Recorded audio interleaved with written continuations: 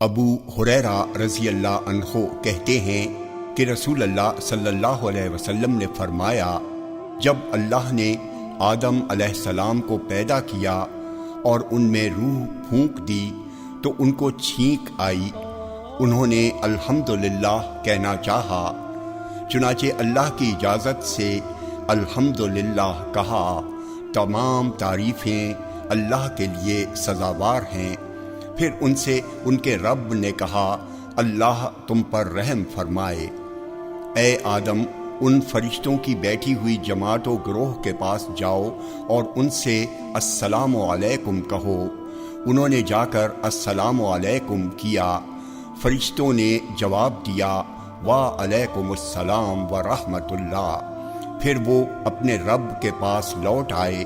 اللہ نے فرمایا، یہ تمہارا اور تمہاری اولاد کا آپس میں طریقہ سلام و دعا ہے۔ پھر اللہ نے اپنے دونوں ہاتھوں کی مٹھیاں بند کر کے آدم سے کہا، ان میں سے جسے چاہو پسند کر لو۔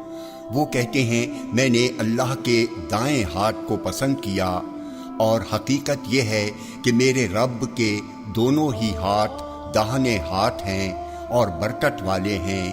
پھر اس نے مٹھی کھولی تو اس میں آدم اور آدم کی ذریت تھی۔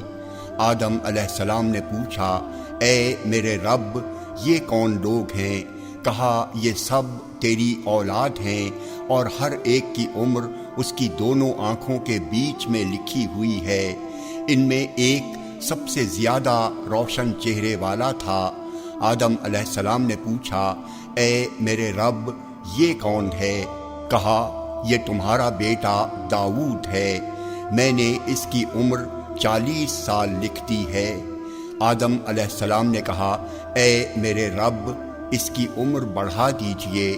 اللہ نے کہا، یہ عمر تو اس کی لکھی جا چکی ہے۔ آدم علیہ السلام نے کہا، اے میرے رب، میں اپنی عمر میں سے 60 سال اسے دیے دیتا ہوں۔ اللہ نے کہا، تم اور وہ جانو، چلو خیر۔ پھر آدم علیہ السلام جنت میں رہے جب تک کہ اللہ کو منظور ہوا۔ پھر آدم علیہ السلام جنت سے نکال باہر کر دیے گئے۔ آدم علیہ السلام اپنی زندگی کے دن گنا کرتے تھے۔ ملک الموت ان کے پاس آئے تو آدم علیہ السلام نے ان سے کہا، آپ تو جلدی آ گئے، میری عمر تو 1000 برس لکھی گئی ہے۔ ملک الموت نے کہا، ہاں بات تو صحیح ہے، لیکن آپ نے تو اپنی زندگی کے 60 سال اپنے بیٹے داؤد کو دے دیے تھے، تو انہوں نے انکار کر دیا۔ آدم علیہ السلام کے اسی انکار کا نتیجہ اور اثر ہے کہ ان کی اولاد بھی انکار کرنے لگ گئی۔ آدم علیہ السلام بھول گئے، ان کی اولاد بھی بھولنے لگ گئی۔ اسی دن سے حکم دے دیا گیا، ساری باتیں لکھ لی جایا کریں اور گواہ بنا لیے جایا کریں۔ جامع ترمذی حدیث نمبر 3368۔ یہ حدیث حسن صحیح ہے۔